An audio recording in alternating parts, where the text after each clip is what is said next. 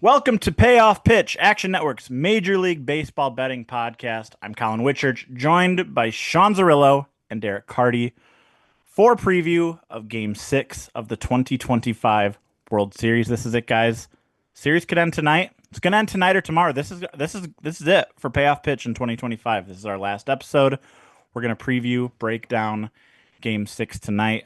We can talk a little bit at the end about maybe some potential projections for Game 7 on Saturday if we get there, with potential pitching matchups there. But we are at Game 6 tonight. We have, got to give credit where credit's due. I'm sure that Blue Jays fans or Old Takes Exposed can look at our preview episodes and Dodgers -1.5, Dodgers in 5, Dodgers this and that. The Blue Jays have hit the ball. Their pitching has held up somehow, and now here they are. One win from the World Series tonight. Yoshinobu Yamamoto will look to play hero, perhaps put his stamp on a potential MVP bid if the Dodgers can win 2 straight here. Dodgers -151 favorites on the road here, back in Toronto at DraftKings as of this recording. Blue Jays behind Kevin Gausman, +124. Total sitting at 7.5 right now. Some interesting stuff coming out about the Dodgers offense. How they're pressing, they're tired. It's one of the oldest lineups in baseball. One of the more interesting things I saw, Sam Miller over at his Pebble Hunting Substack wrote a piece. Are the Dodgers pressing with? And that's like, you hear stuff like that, especially as more analytical, baseball folks, and it's like, how quantifiable is that? Are they pressing? Are they not? Some interesting stats he came up with: fastball hitting. And the amount of pop-ups that the Dodgers are hitting against fastballs right now. The average launch angle on fastballs right now between the two teams. Dodgers 30 degrees, Blue Jays 14 degrees. Like, that is more telling than anything. It's a lot of unnecessary loft on the ball on fastballs. You're also seeing the Dodgers swing the bat harder. They're swinging about 1.2 miles per hour harder on fastballs in the World Series than they did during the regular season. And then their swing length. Their swing length on fastballs right now, 55th percentile swing length against fastballs, compared to 47th during the regular season. So it does seem like they're pressing. Like, it seems like they're swinging really hard. There's been a lot of Google Mookie bets right now, and there's all this talk about he should be benched. Just offensive issues across the board. And they went through this, if you didn't watch the Dodgers every day, they weren't the normal Dodgers world beaters that we saw in previous seasons. They went through offensive malaises. They went through these kind of scuffling starts, scuffling stretches, I guess, if you will. And they're in one right now. Credit to the Blue Jays. Their offense remains consistent. Their pitching has held up. Quick World Series MVP update, by the way. I mentioned Yamamoto. Blue Jays win tonight. It's probably going to be Vlad Jr. He's -205 right now over at DraftKings. Ohtani now +230. Yamamoto 12-1. Kirk 25-1. But that's enough preamble. Let's get into our Game 6 bets. Sean, where are you going here? We've talked a lot about Yamamoto. We've bet successfully on Yamamoto a lot during this postseason. He's on the mound tonight for the last time. Anything on Yamamoto? Any sides, totals, props you got going tonight? Bet successfully on Yamamoto, except for his strikeout prop under against the Milwaukee Brewers, which he cleared on the final pitch of the Right. game. And then I had Blake Snell under strikeouts last game, which was an equally sickening beat. So a couple of sickening strikeout beats on Snell and Yamamoto this postseason, both on the final pitch of the game, both at about 115 pitches. So both of those were incredibly fun. No bet on the side or the total for me in Game 6. I make the line about -130, which is roughly where the Blue Jays are. Blue Jays around +130. They've actually gone down to +125. They did get as high as, I believe, +135.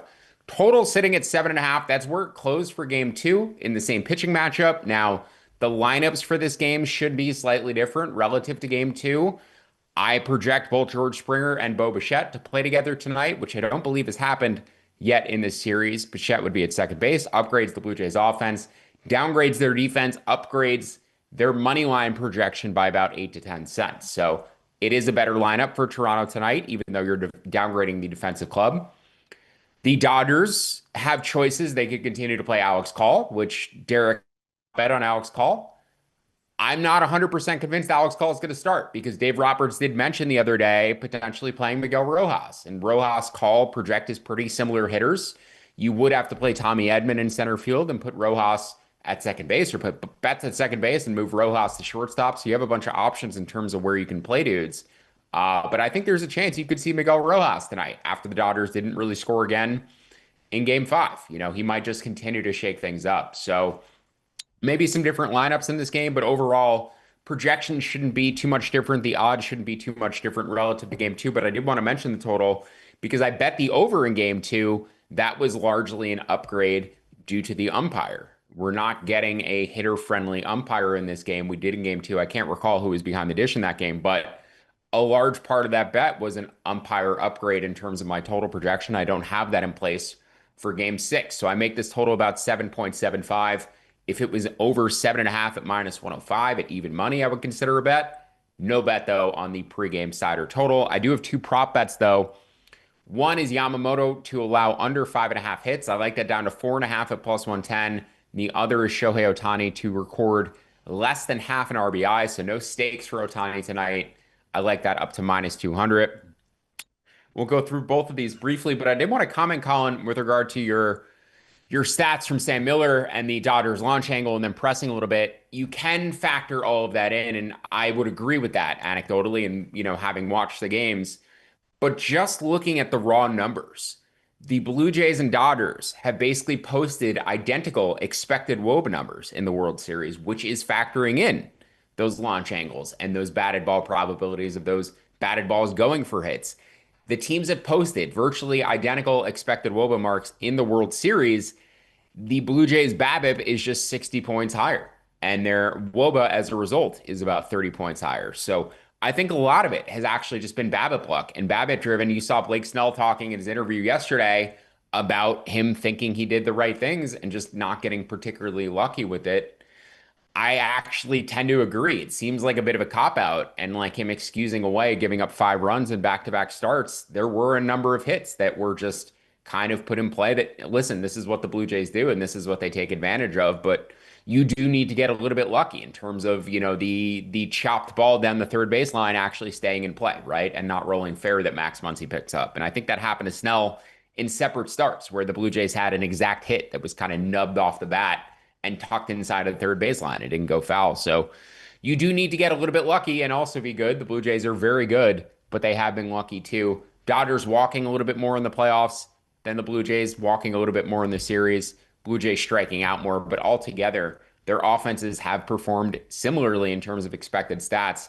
Now, returning to my props, Yamamoto tonight, his outs, hits, walks props combined add up to about 25. So expected to turn over the opposing order 3 times. Obviously, he's completed the game in his past 2 appearances. And Dave Roberts not particularly interested in going to his bullpen here either. The Blue Jays bullpen, they haven't really used guys on 3 consecutive days. They have used multiple guys 3 times in this series. The Dodgers haven't used their guys as aggressively because Yamamoto was able to throw that complete game in game 2, and they used their lesser relievers in a blowout in game 1. So they do have technically their high leverage guys tonight, in addition to Robleski for 2 innings if needed, Emmett Sheehan for 2 innings if needed, Roki Sasaki for 2 innings if needed. And then in game 7, which we can talk about later, they're planning to have Shohei Ohtani and Kyrie Glasnow in a potential piggyback situation. So you don't technically need Yamamoto to go 9 innings tonight or 4 times through the order because of the relievers they plan to have behind him. I do want to point out, though, Yamamoto always gets better as the game goes on. So when you think about removing Yamamoto, it's typically when he's pitching his best. In the game, 660 career OPS first time through, 509 second time through, 527 third time through. He's as good as making adjustments as basically any pitcher out there. You've seen his last start was really splitter heavy. Then he went to fastball heavy second time through, went to cutter curve third time through, and then came back to the splitter the 4th time through. He's constantly adjusting to these hitters and what he's showing them. And it's very evident that he gets better after having typically a rough first inning or second inning where he gives up a bomb. So I like Yamamoto under 5.5 hits tonight. As I said, I project that closer to 4.1, assuming he faces 25 hitters. I make it 4.5 if he faces 27 hitters. But under 5.5, down to 4.5 at plus 110, I think is worth betting tonight for Yamamoto. And then the Ohtani under half an RBI prop. He did get pitched a lot more in game five than he did in game four, or at least the back half of game three and four. Um, but he actually got pitches in the zone because the Blue Jays went up 2-0 in the first inning of game six. And every time Ohtani came up, I believe there was nobody on base, and they were like, let's just go ahead and pitch to him. He can't tie the game. Um, Rather than betting his under home run prop today and continuing to lay minus 220, minus 230, minus 250. Because in a tie game or, with the Dodgers up one, I would anticipate that they will pitch around him again. Ohtani under half a ribby. We make that our fair odds at Action Labs. We make that minus 223 and 69% implied. So up to minus 200 on Ohtani to not get an RBI tonight. I think I prefer that to his under half a home run prop that we've been betting for the past couple of games. Want to find ways to fade Ohtani getting hits. I actually saw a very beautiful same game parlay, an anti-correlated same game parlay, but in this instance, potentially correlated. They bet Ohtani under half a hit and Ohtani over 1.5 runs. And that same game parlay paid out at, I believe, a 55 to 1 or something absolutely absurd. But given the way that the Blue Jays are approaching Ohtani, that's a very conceivable scenario where he doesn't get a hit, he gets walked a few times, and ends up scoring a couple of runs as a result. So there's some creative anti-correlated ways that you could bet Ohtani given the way he's being pitched to right now. Not necessarily the way he was pitched to in game five, but in a tighter game, the way I would expect him to be pitched to going forward. So maybe mess around with some anti-correlated SGPs. Ohtani over, half a run, under half a ribby, over 2 runs, over 1.5 runs, under half a ribby. Like I said, the under hits, over runs. The wildest one, the most anti-correlated one would be the under hits and the over ribby. So that would be a sac fly or a bases loaded walk. Something like that. I'd imagine you can get a pretty ridiculous payout on that. But yeah, my two bets as of now for game six, Yamamoto under 5.5 hits. I like to 4.5 at plus 110. Ohtani under half a ribby. I like to minus 200. And then Muncie's home run prop is back above plus 400. It's at plus 475 right now. We make that plus 405 for today. So I'd say Muncie home run as well, down to about plus 425. I just don't love it as much because he's hitting seventh in the order where he was hitting fifth earlier in the series. Yeah, interesting stuff there with Ohtani, Derek. I know you've got an Ohtani prop we can talk about as well. To your umpire point, just real quick, game 2 umpire was Adrian Johnson. Yeah. Tonight we have Adam Hamari behind him. Who projects much closer to neutral, Hamari. So no real umpire boost tonight. For Adrian Johnson, it was like a 3% boost, and my total was closer to 8.1, I believe, in that game. And we had the 7.5 tonight. Like I said, it's about 7 3/4. So that's roughly the 3% difference between a boost and no boost. But you do have the Bichette and Springer piece potentially lurking. So that may impact my total if Springer is not in there. But right now I do have him in. Yeah, part of me wonders if, given his, he's not going to be 100% as well. I saw some rumors that maybe he'll be a pinch hitter tonight. Maybe they keep him out of the lineup, but he's fully available to come up in a big key spot tonight. The announcers were talking the other night when he was ready. Because he was getting ready to come in to pinch run for Bo Bichette in the 9th inning just to see how his oblique was feeling. They were talking like they had talked to Schneider, and it seemed to indicate that Schneider just wanted to give him another couple days. So like they were almost talking with certainty that he was going to be in the game 6 lineup, which to me was a little bit, getting ahead of themselves. But maybe they were almost indicating that they knew something that we didn't. Yeah. And to your point about the ex-WOBA for the teams, that is, I mean, fans hear stuff like that and they think it's a slight, like, oh, the Blue Jays have been lucky. That's what we, first of all, you make your own luck. You make your own luck, and they make plenty of their own luck. Yes, and in the playoffs, in a 7-game series in a sport like this, you have to get lucky to win the World Series because there's just so much high variance. Ozzie Guillen said, rather be lucky than good. The Blue Jays have been lucky, but you've got to take advantage of that luck. They certainly have. hit them where they ain't. It's the least analytical thing you can come up with when analyzing baseball, but that's been the case. And if they can do it one more time over these next 2 days, they'll be World Series champions. And whether us or anyone else calls them lucky, that doesn't take away from the fact that they won the fucking World Series. That's what you should be celebrating. So, all right, I Derek, would let's I get would venture to say that every team who's ever won the World Series got lucky at some point. yeah. I remember as an 18-year-old getting really mad at sports writers after the White Sox won the World Series because they said they were lucky that they avoided Roger Clemens in the World Series, Bartolo Colon in the ALCS, and I think like Kurt Schilling in the ALD. All the top pitchers for their three teams they faced along the way, they avoided. I think Clemens might have started but left his game injured in the World Series. But I was mad about it, and that's stupid to get mad. Like, who cares? Your team won the World Series. Let's just enjoy it. Derek, let's get to your couple of props here.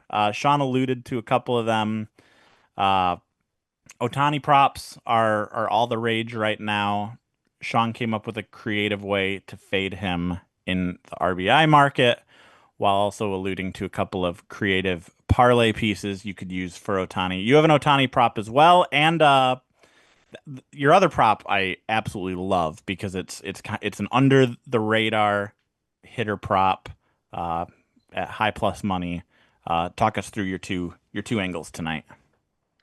Yeah, so my first one is an Ohtani under. Love that Sean is on them too.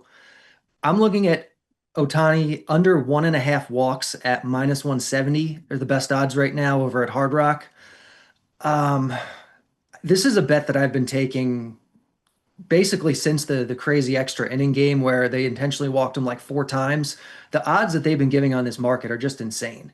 During the regular season, you never see a hitter priced at a 1.5 walk because hitters are rarely like favorites or anything close to favorites to walk twice in a game. Um, Ohtani, though, because of those intentional walks, I think because he's Ohtani, they've been pricing him at 1.5s. Now you have to pay for it here. It's minus 170, but I still think you're getting really good value on this. The Bad X, my projection system is projecting him for um, zero point 0.6 walks on average. So not even a full walk, projecting close to an 85% win rate on under two, unless they decide, okay, we're just going to intentionally walk Ohtani, which they haven't done the past couple days. Um, it's going to be really hard for him to get there. So I like this one quite a bit. And then your other prop today.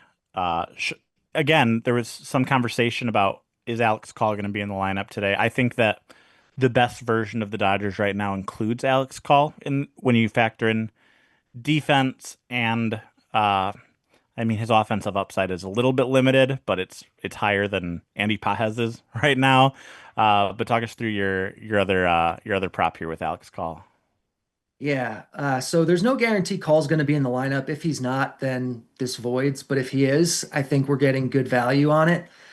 The Bad X is actually really into a whole bunch of Alex Call props, total bases, his home run prop. But the one that I'm looking at here is Alex Call plus 500 to hit to generate an RBI. The it's not like the highest probability play that you're ever going to get. The bat's projecting this to win about a quarter of the time, but at plus 500, that's some really good value. Call will probably be hitting ninth, but he's going to be hitting ninth in a really good order with a lot of really good hitters ahead of him in a must-win game here in a good park. And Alex Call is a decent hitter. Um, Again, no guarantee he's in the lineup here, but at plus 500 or anything close to that, I think that this is some good value.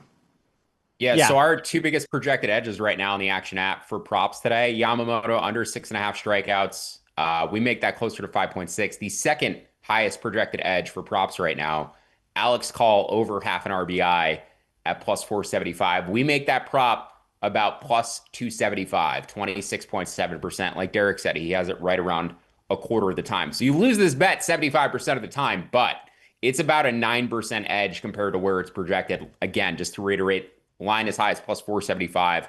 Our projection around plus 275. So a pretty substantial edge there on call over half an RBI. And I also like the fact that we have call potentially hitting ninth, Ohtani hitting first. I'm on Ohtani under.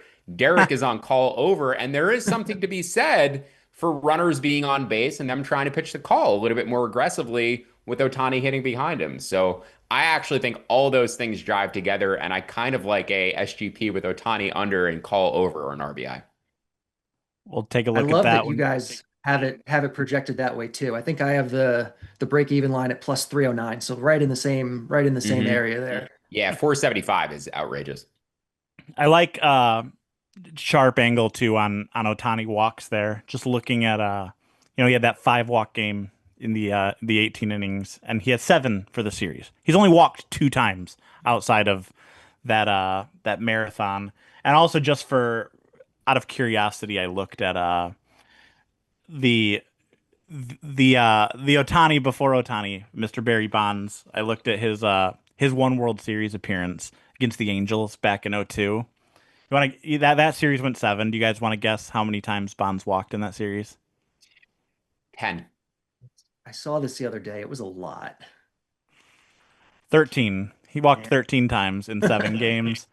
He struck out 3 times. He hit 4 home runs. There was not a single game that he did not walk. He walked 3 times in 2 games. He walked at least once in all 7 games. So that was a great series too. I still remember that one pretty vividly. Percival and K-Rod, just elite backhand bullpen for the Angels. Very, very vividly remember that series. That was because we had back-to-back 0-1 with Diamondbacks Yankees and then 0-2 with Angels Giants. Some classics there. Everybody throws 100 now, so if you go back and watch like rookie K-Rod highlights, they're just not going to hit the same. But man, for that era, K-Rod was such a revelation, and to have him and Percival at the back end of a bullpen, there was also rookie K-Rod too. So it was almost like Trey Yasevich, but as a reliever. Exactly what I was about to say. In Angels bullpen.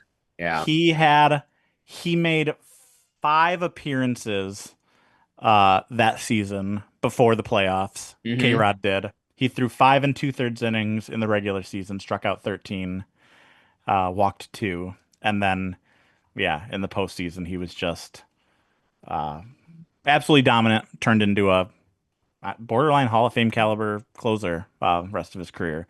But also, just before I get into my props, the Alex Call props as well. Like the only thing that's keeping me from adding Call to my list of props that I'm about to cite was the lineup uncertainty. I've had a couple of bets this postseason that have ended up sitting. And also, by the way, check your book's house rules because it varies in terms of most of them will void if they're not in the starting lineup. Some of them won't void if they get a plate appearance later, pinch hit, etc. That burned me at one book earlier this World Series with Bichette, where I bet on Bichette. He didn't start, came in as a pinch hitter, logged a plate appearance, and the bet lost. The bet lost, which seems like a crappy way to lose a bet. But I really like Call here. What book was that? Can you say? I can't remember off the Gotcha. top of my head, but there are some house rules out there that will count if they get a plate appearance. At least in Illinois, I know these rules vary by state to state. But if you're going to bet someone, the moral of the story is if you're going to bet someone who has a chance of sitting, double check those house rules because that might impact your bet. But before we move on, don't forget to sign up for Action Pro for real-time pick alerts from experts like Sean Zerillo, Derek Carty, and our entire Action Network team. Plus, you can access our pro projections powered by Sean Kerner and our predictive analytics team. Just go to actionnetwork.com/pro, get $20 off the annual price with the promo code PAYOFF20. So don't miss out on the best bets at the best prices. Visit actionnetwork.com/pro. Use promo code PAYOFF20 to get $20 off a year of Action Pro. All right, I've got a couple hitter props here. Kind of struck out a little bit in game 5.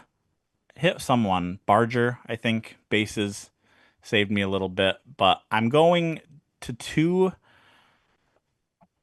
Dodgers and 2 Blue Jays here. The first guy I want to mention here is a prime buy low spot. It's Mookie Betts. Go Google Mookie Betts right now with his struggles, and it's hilarious. It's can Dave Roberts bench Mookie Betts? The best one that I saw from, I think it was NBC Sports Boston, it said, "Were Red Sox right to get rid of Mookie Betts. Just absolutely out of this fucking world. What's Jeter Downs up to right now? But Betts is struggling right now, so now is the time to zag. I think if the Dodgers are going to force a game seven, he might have a lot to do with it. And he projects well here against Kevin Gausman.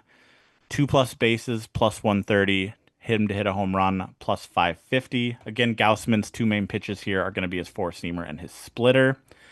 There are a couple of Dodgers hitters who project really well against the splitter. Mookie Betts is one of them. The others being Shohei Ohtani, who's unbettable in these kind of markets. Freddie Freeman, who we're about to get to, and Andy Pajes, who I want nothing to do with because obviously he might not play.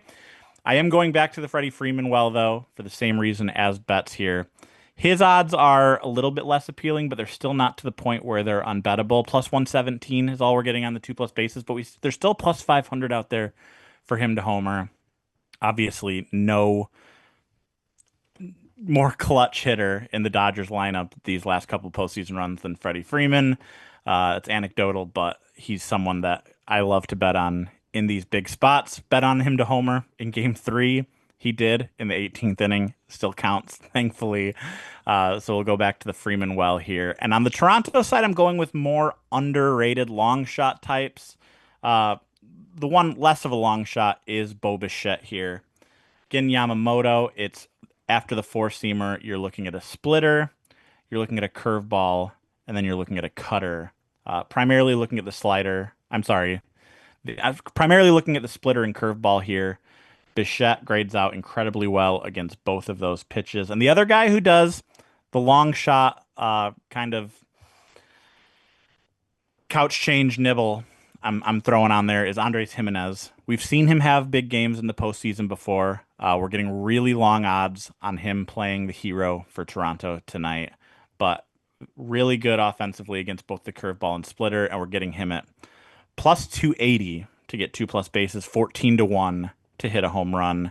Bichette, I don't think I mentioned, plus 145 for 2+ bases and 880 to hit a home run. I don't think he's hit a home run since he came back, but he's been getting on base quite a bit. The problem with Bichette is unless he hits the ball over the fence, you're needing 2 singles because it takes a lot for him to get to second base. He's had a couple, down the line or in the gap a little bit where 100% healthy Bichette is probably gunning for 2 bases, but he just doesn't have the legs to do that right now. So Bichette and Gimenez on the Toronto side for me, and then Freeman and Betts on the Dodgers side. I think if the Dodgers are to force a game 7, it's behind their stars. If the Blue Jays are to close it out tonight, it's going to be behind a couple of more unheralded hitters. Let's build a same game parlay. We've got all these Ohtani options. Obviously, books are different in terms of what they allow you to parlay. I'm looking at Sean, your Yamamoto hits allowed prop, and Derek, your Ohtani walks prop. And then I wanted to throw in among my hitter props, Mookie Betts 2+ bases. That gets us to about plus 725 over at Bet365. Sean, any thoughts there on our SGP tonight? I would have loved to see Dave Roberts at least try to fully rejuggle this lineup and put Betts atop the order. If you remember when they first got Ohtani, they were going, I believe, Betts, Ohtani, Freeman, right? Wasn't that the order they were going with? Or Ohtani wasn't leading off. Right. Betts was leading off. So I'm surprised that he never tried to rejuggle this and put Betts back atop the lineup just to see if that could get him going. He did shuffle it last game just differently because he went Smith 2, Betts 3, which was interesting. Yeah, if anything, I would have moved Betts even down further to like 5 and put, Teoscar 3 and or Freeman 3. I would have gone Ohtani, Smith, Freeman, and then maybe a lefty. Teoscar or Muncy, or Teoscar. But yeah, regardless, I would have liked to have seen Betts just move somewhere else to maybe a more difficult spot in the order, hitting third, potentially first, like I said, to lead off and look to walk. But yeah, no, I think those are 3 good options. And like I said, our app really loves that call over RBI prop tonight. So you don't need to include that in SGP. That's nearly 5-1 by Yeah. itself. I might wait for lineup confirmation just to make sure he's in there before I end up firing it in the app. But I plan to join Derek on that bet. I think that's a really fun bet. And I think we got three good options for the SGPs, but we gave out a bunch of other options as well that you could potentially combine. And like I said, messing around with those Ohtani anti-correlated SGPs, like under hits with, overruns. I think you can find pretty substantial value if books aren't paying attention. I think especially Bet365 is where I saw that one SGP fired at that had humongous odds on just the two-leggers. So yeah, definitely take all your books today. Use those profit boosts that they offer you for the World Series and mess around with some fun combinations. And last thing before we go, this is our last episode. Game 7 potentially on Saturday. All hands on deck. I know you mentioned potential Glass now Ohtani piggyback. Blue Jays, it'll be Scherzer and who's there?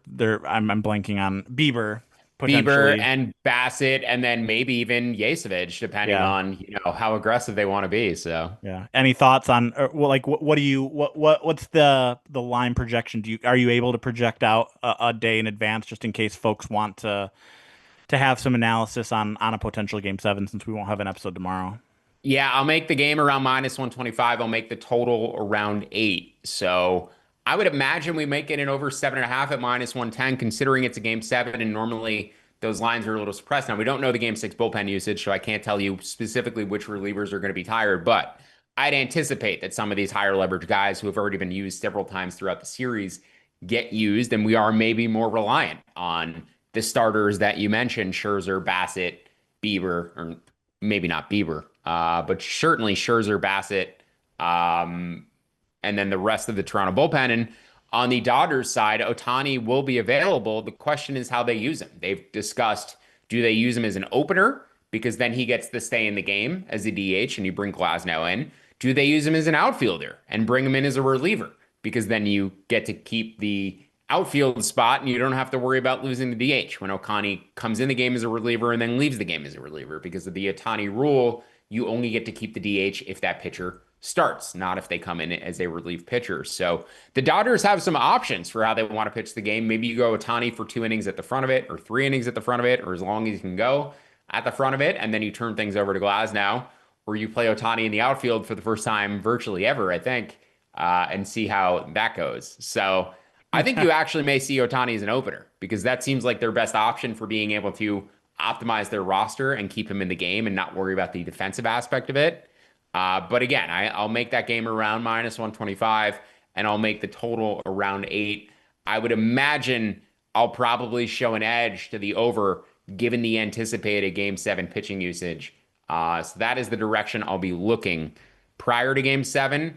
And it seems a little counterintuitive from how I'd normally handicap it, considering I always like unders in game 7s or elimination games where you're getting more aggressive pitching usage for both teams. I think these pitching staffs are pretty fatigued, and I don't expect it to get much better for a potential game 7. By the way, you didn't even mention the Blue Jays MVP, Eric Lauer, in their pitching plans. If they were awarding World Series MVP, someone posted this on Blue Sky the other day. They're awarding World Series MVP by championship win probability added. Eric Lauer would be the favorite right now, plus 22.26% championship win probability added because of his 4 shutout innings in game 3. He also put the Dodgers offense to sleep too. Like Yeah. he's the one who lulled them, and they haven't woken it up since. So yeah, Eric Lauer, like his entrance into the series, the Dodgers have been dead since, right? Yeah. But that'll do it for Payoff Pitch. That'll do it for Payoff Pitch for the 2025 season.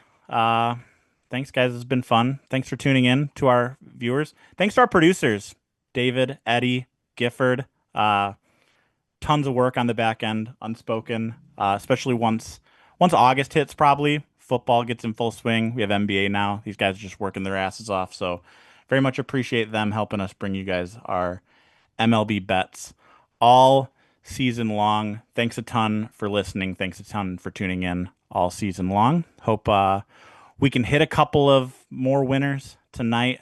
Send you into the end of 2025 on a high note. One final reminder, though, don't forget to download the free award-winning Action Network app. Also, please leave us that 5-star rating and review wherever you listen to the podcast. Really help us going into the off season into 2026 strong. Also, check out our new AI quick slip bot on X. Just tag @playbook. Tell it to grab whatever bet you're looking for. It'll create a quick slip link for you in a matter of seconds. Thanks again for listening to Payoff Pitch. For Sean Zerillo, for Derek Carty, for Mike Calabrese, Kyle Murray, anyone else who appeared on the show along the way, Jim Turvey. Thanks again for listening to Payoff Pitch during the 2025 MLB season. Have a great weekend. Enjoy the rest of the World Series. We'll talk to you next time.